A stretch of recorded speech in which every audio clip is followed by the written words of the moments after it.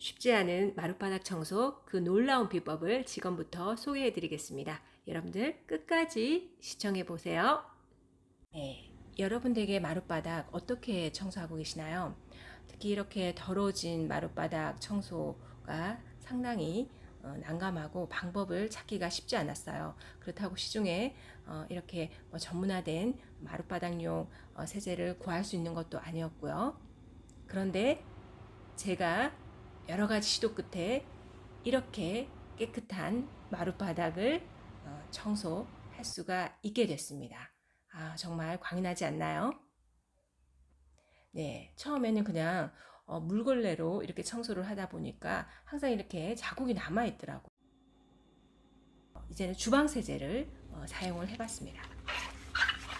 근데 주방세제는 이렇게 거품이 많이 나다 보니까 정말 또 씻고 해서 여러 번 닦아내야 되는 너무나 힘든 점이 있었습니다.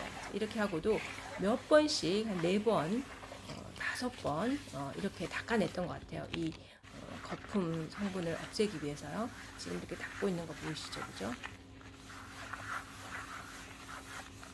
주방세제 다음으로 과탄산 소다를 한번 시도를 해봤습니다. 물에 타서 이렇게 마룻바닥을 닦아주는 건데요. 여러분들은 고무장갑을 꼭 끼워주세요. 저는 이제 테스트용으로 밑에 물을 살짝 적시고 이렇게 닦고 있는 건데요. 과탄산 소다 열심히 지금 닦고 있는 모습입니다. 이렇게 해서 과탄산 소다를 어떻게 때가 묻어나나 싶어서 제가 걸레를 계속 확인하는 그런 모습들인데요.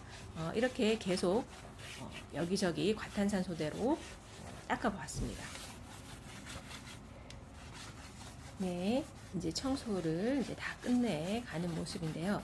근데 이제 이렇게 보시면 과탄산 소다를 가지고 이제 청소하고 나서의 모습을 한번 여러분들 보시겠습니다.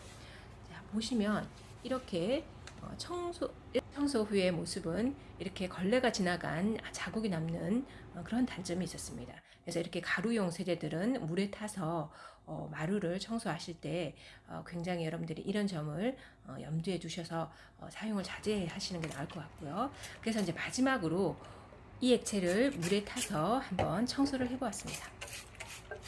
이렇게 아직도 얼룩이 남아있죠. 과탄산 소다로 청소를 했는데 이 액체를 뿌려서 지금 닦고 있습니다. 여러분 고무장갑을 꼭 끼고 하셔야 됩니다. 네, 이 비법 액체로 청소를 하고 난 후에 바닥의 모습인데요. 정말 깨끗하지 않나요? 자국도 남아 있지 않고 정말 반짝반짝 광이 나고 있습니다. 자국이 남아있는 곳은 식초로 청소가 안 된 곳입니다.